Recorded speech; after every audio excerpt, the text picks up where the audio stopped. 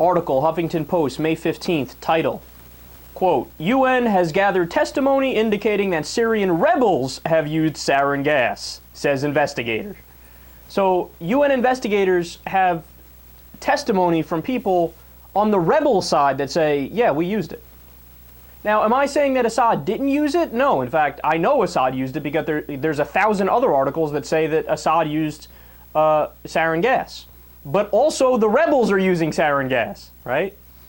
So for the Obama administration to say we're going to go in and we're going to fight and we're going to arm the rebels, okay, you have to understand, that's got to be one of the dumbest things the administration has decided to do yet. And there's a lot of things I disagree with the Obama administration about, as you guys know. But 68% of the American people say, mind our business, stay out of it, it's got nothing to do with us. And then on top of that, when you realize that it's on one side rebels and Al-Qaeda, and on the other side Hezbollah and a dictator, why would you pick sides in that battle? And then furthermore, we never learn the lessons of history. If you guys remember in the 1980s, we had the Cold War going on, and what did? We funded the Mujahideen because they were fighting the Soviet Union. Remember, Russia, when it was the Soviet Union, was engaged in a war in Afghanistan. So we hated communism so much that we funded the Mujahideen to fight them. Well, later the Mujahideen broke up into different radical Islamic groups. One was the Taliban, parts of it became Al-Qaeda. So we ended up giving weapons to a group that became our worst enemies. What makes you think if you give Syrian rebels weapons today, that those weapons are definitely not going to get in the hands of the extremist groups associated with them? What makes you think that? In fact, the opposite should be true. So you're telling me that the rebels are going to have more allegiance to the United States if we give them weapons, when this entire time that the war's been going on, Al-Qaeda's been helping them.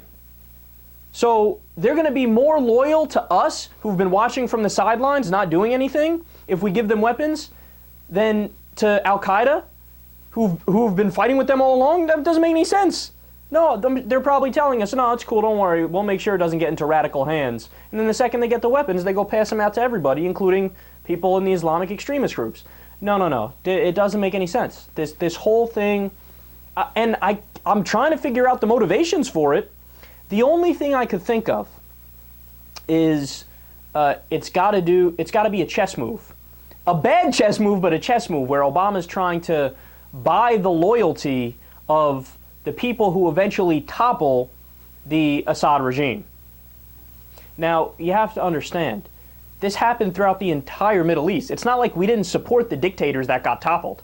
There's video of John McCain offering Gaddafi warplanes from like 5 years ago. And then he got toppled, and now all of a sudden McCain's like, oh yeah, I was in favor of the rebels the whole time.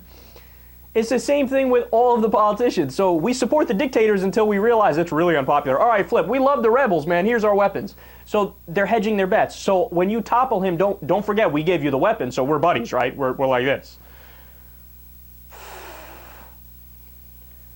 Mind your business, man. Just stay out of it. Just stay out of it. I don't see any good that can come from it. And the other motivation I could, that might be the case, but I'm just speculating now, is, look, military-industrial complex.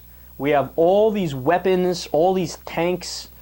We make these things. We mass produce these things, right? And we already have 900 military bases around the world. And we had the war in Iraq and Afghanistan. And our offense budget is growing absurdly, right?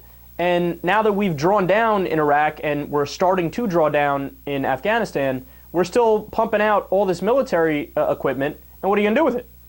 In order to keep the economy going and keep the jobs programs in place, that is the war machine, you go, oh, we got overload here. I guess help the Syrian rebels? I don't know.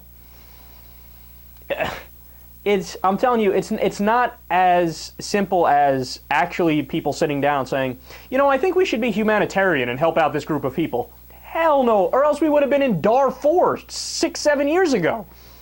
It's got nothing to do with that. It never did have anything to do with that. If you think that's the case, you don't know anything about politics.